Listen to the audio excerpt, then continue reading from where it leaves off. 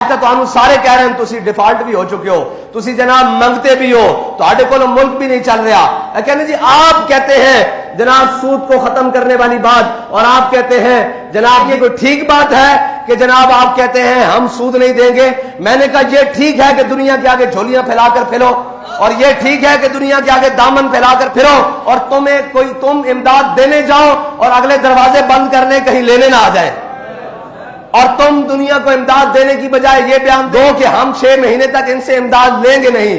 ڈوب مرنے کا مقام ہے تمہارے لیے. اور پوری قوم اس کے ساتھ بالکل جناب کھڑے ہیں جی, ہم جمہوریت کے ساتھ کھڑے ہیں. اور بھائی جمہوریت جب سارے غریب مار دے گی تب جمہوریت سے جان چھڑائی جائے گی. آؤ آج بھی حضور کے دین کی طرف, آج بھی ان عیاشوں کی بدماشیاں بند کرو. اور ہم نے کہا تھا تیل کی قیمتوں میں اضافہ, تو آج ہم پریس کانفرنس کرنے لگے ہیں. ہم نے پتہ ہے سب سے آخر میں کیوں اعلان کرنا ہے, اس کی ایک وجہ ہے. اس کی ایک وجہ ہے کہ ہم انتظار کر رہے تھے, ہو سکتا ہے جن کو آزادی کی جنگ لڑنے کا شوق چڑھا ہوا تھا وہ کچھ کر لے قوم کے لیے, کچھ بول ہی پڑے اپنے اقتدار کی حرص کے علاوہ کہ یار اس قوم کو مارنا ہے تم نے. تمہیں چاہیے تو یہ تھا کہ تم منی بجٹ پیش کرتے ہوئے یہ کہتے کہ ہم اپنی عیاشیاں ختم کر رہے ہیں. آج کے بعد جتنے سرکاری جناب تیل لینے والی گاڑیاں ہیں اور گاڑیاں ہیں ان کا خرچہ ہم خود برداشت کریں گے. آج کے بعد جتنے بھی ہمارے اثاثے ہیں آدھے ہم وہ قومی خزانے میں جمع کرواتے ہیں. لیکن انہوں نے آسان حل ڈھونڈا ہوا ہے. ان کو پتا ہے کہ ہم لتر بڑھا دیں اور بندے بڑھا دیں, قوم کھانے کے لیے تیار ہے. ہاں جی, قوم کھانے کے لیے تیار ہے. انہوں نے آسانی سے تیل کی قیمتوں میں اضافہ کیا, بجلی کی قیمتوں میں اضافہ کیا, اور گیس کی قیمتوں میں اضافہ کر کے سکون سے پھر کیا کرتے ہیں, پھر تماشے کرتے ہیں قوم کے ساتھ. پھر ایک آدھی آڈیو لیک کرتے ہیں, پھر ایک آدھی ویڈیو لیک کرتے ہیں اور قوم کو کہتے ہیں آپ اس طرف لگ جائیں. ہم اپنے جناب نشہ اقتدار میں مست رہیں, لیکن ہم یہ انتظار کر رہے تھے ہو سکتا ہے یہ جناب جو آزادی کی جنگ لینے چڑھے تھے ان کو شوق چڑھ جائے, یا وہ کراچی سے خیبر تک کوئی بھی جناب جماعت ہو جن کو نوازا جا رہا ہے یا نوازنے کے لیے تیار ہے, جناب جو بوٹ پالش کرنے کے لیے پہلے نمبر پر صفوں میں کھڑے ہیں, ہو سکتا ہے ان کو قوم کا خیال آ جائے. لیکن ہم نے دیکھا جنہوں نے آزادی کی جنگ لڑنی تھی وہ خود جیلوں میں جا رہے ہیں, اور جیلوں میں جانے کے لیے بہانے ڈھونڈ رہے ہیں. اور جناب جنہوں نے کہا تھا کہ ہم میدان میں کھڑے ہیں وہ جناب آگے لیٹنے کے لیے تیار کھڑے ہیں. تو پھر ہم نے کہا کہ آخری تو ہم ہی رہتے ہیں. اور یاد رکھنا قوم کی پناہ آخری حضور کا دین ہی ہے.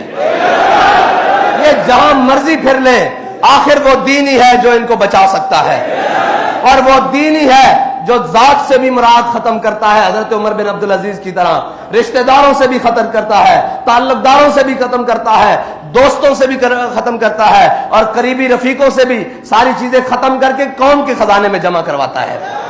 اور جناب ان کو نشہ اقتدار نے مست کیا ہوا ہے.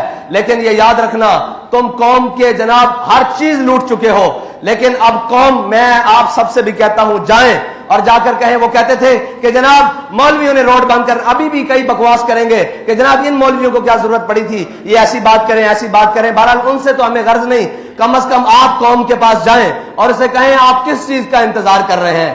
کہ ابھی ہماری شنید یہ ہے کہ جناب بین الاقوامی ایجنسیاں اور بین الاقوامی ادارے آ رہے ہیں ہمارے ایٹمی پلانٹ کا وزٹ کرنے کے لیے, تو پھر اس کے بعد ہمارے پاس بچا کیا ہے؟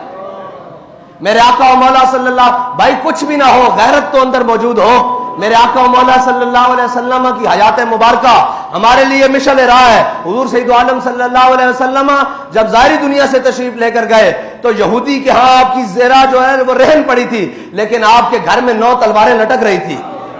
ہاں یہ تو ہمارا, لوگ کہتے ہیں پھر جناب یہ ڈیفنس. میں نے کہا بھائی بات سنو, ہم بھوکے بھی رہ لیں گے, ہم ساری باتیں کر لیں گے, لیکن اپنی غیرت کے اوپر سودا نہیں کریں گے. ہاں کل کو یہ بات جناب بین الاقوامی ادارے آ کر کہیں کہ جناب اس کو بھی بیک رول کرو اور اس کی جناب تعداد کو کم کر دو, انہیں کہہ دو بھائی ہم بھوکے رہ سکتے ہیں, اس کی تعداد بڑھائی تو جا سکتی ہے, کم نہیں کی جا سکتی. لیکن میں آپ کو یہ بات بتا دوں کہ جن کے ہاتھوں میں آپ کے ملک اور ریاست کا اقتدار ہے وہ بڑھانے کی کیا بات, وہ تو اس کو ختم کرنے پر تلے ہوئے ہیں. لیکن یہ اس پاکستان نے باقی رہنا ہے تا صبح قیامت, اور اس پاکستان نے اسلام کا قلعہ بننا ہے. لیکن لگتا ہے اس کے آثار اللہ تعالیٰ اپنی حکمتوں سے, اپنے جناب رازوں میں سے اور اپنی تدبیروں سے انشاءاللہ جلدی لا رہا ہے. اب آپ کی ذمہ داری بنتی ہے آپ قوم کے پاس جائیں اور انہیں کہیں کہ تحریک لبیک جو بھی فیصلہ کرے آپ کو اس کے ساتھ کھڑا ہونا ہوگا. آپ تو کھڑے ہیں نا, آپ کا کام ہے قوم سے بھی جا کر کہیں کہ وہ جناب کوئی نونیا ہے, کوئی جناب وہ جناب پی ٹی آئی والا ہے, یا کوئی جناب جو بھی جس جماعت سے تعلق رکھتا ہے, اسے کہو بھائی ساری باتیں بعد میں, یہ ملک بچے گا تو تب ہم بچیں گے نا. اس ملک کو جس نام پر حاصل کیا ہے وہ ملک رہے گا تو پھر آگے چل سکیں گے نا. تمہاری یہ میں تاجروں سے کہتا ہوں, میرے آقا و مولا ابھی رمضان شریف آ رہا ہے, اس کے لیے بھی انشاءاللہ ہم نے ایک جناب پلان ترتیب دیا ہوا ہے اور انشاءاللہ بڑا بہترین ہوگا. بہرحال میرے آقا و مولا صلی اللہ علیہ وسلم نے فرمایا حق گو یعنی سچ بولنے والا تاجر اور جناب امانت دار تاجر قیامت والے دن شہیدوں اور صدیقوں کے ساتھ اٹھایا جائے گا. لیکن سچ بولنے والا تاجر اور جناب امانت دار تاجر, لیکن یہاں کیا ہوگا, ابھی جناب آئے گا رمضان تو قیمتیں 3 گنا بڑھا دی جائیں گی, پھر ان پیسوں سے جناب عمرے پر جایا جائے گا اور حضور کی بارگاہ میں سامنے کھڑے ہو کر کہا جائے گا یا رسول اللہ میں آ گیا. ان آقا و مولا صلی اللہ علیہ وسلم کے سامنے جاؤ گے, اس نبی کے امتی جس کے آقا و مولا صلی اللہ علیہ وسلم نے فرمایا من غشنا فلیس منا, جس نے ملاوٹ کی وہ ہمارے میں سے نہیں, جس نے ذخیرہ اندوزی کی وہ ہمارے میں سے نہیں, اور جس نے قوم کو دھوکہ دے کر مال بیچا وہ بھی ہمارے میں سے نہیں. یار بتاؤ ان پیسوں سے جا کر تم حضور کی بارگاہ میں پیش ہوتے ہو, نہ